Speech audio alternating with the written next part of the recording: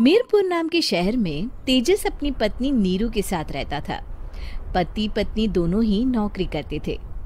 एक दिन तेजस गांव अपनी माँ के पास फोन करता है। हेलो, प्रणाम माँ।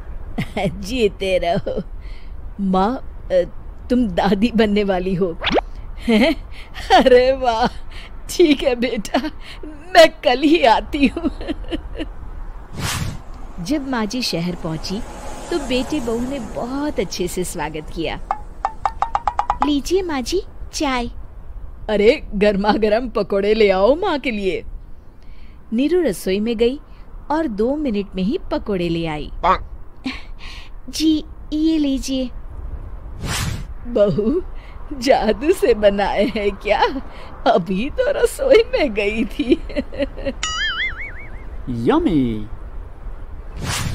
माँ जी, शीला रसोई में पकोड़े तल रही है, मैं बस लेकर आई। हे भगवान, मेरा धर्म भ्रष्ट कर दिया तूने। अब तो गंगा जल से शुद्धिकरण करना होगा।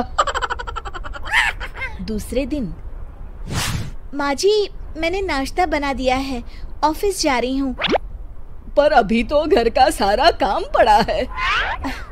शीला आती ही होगी, झाड़ू पोछा बर्तन कपड़े वो सब कर लेगी। हमारे जमाने में घर का सारा काम हम ही करते थे।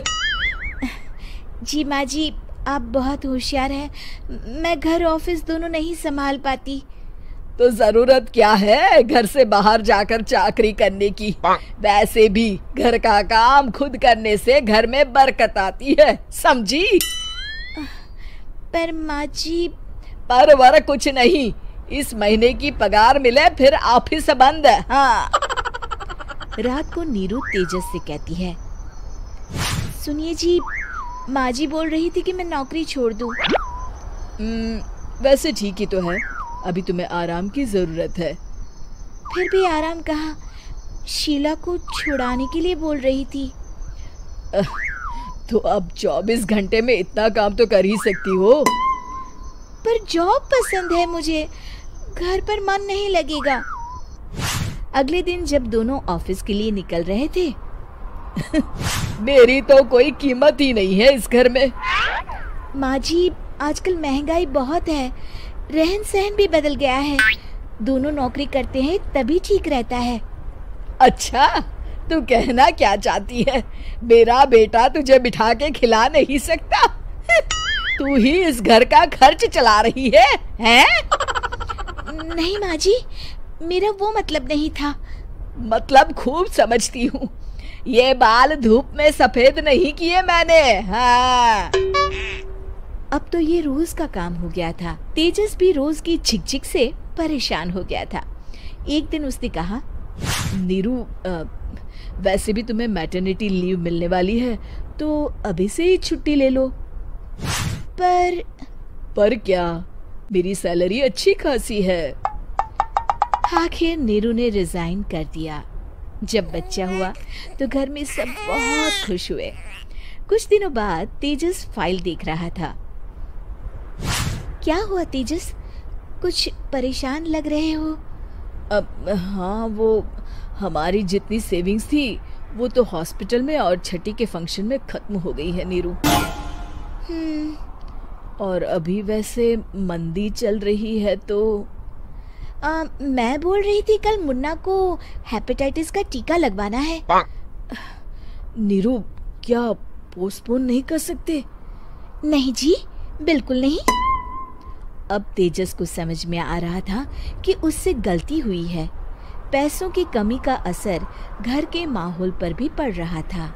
अगले दिन, बेटा मेरा चश्मा और ये दवाइयाँ ले आना, पर्चा देते हुए माँ जी ने कहा। जी। तेजस, मुन्ना के लिए दूध का डिब्बा और डायपर भी ले आना, और ये किराने के सामान की लिस्ट है, इसे भी लाना है।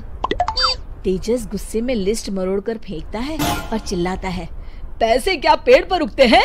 ये ले आना, वो ले आना। अरे पर ये जरूरत का सामान ही है। वो गुस्से में बिना कुछ कहे ऑफिस चला गया। अरे अरे लंच तो ले जाइए। नीरू दौड़कर डिब्बा पकड़ाती है। एक दिन खाना खाने के बाद, नीरू, अब तो मुन्ना कुछ बड़ा हो गया, तो अब तुम वापस ज्वाइन कर लो ना जॉब। पर इस रिसेशन में जॉब मिलना बहुत मुश्किल है। ट्राई तो करो। फिर मुन्ना? माँ जी है ना, और एक फुल टाइम मेड भी लगा लेंगे। पर माँ जी, उन्हें तो पसंद नहीं।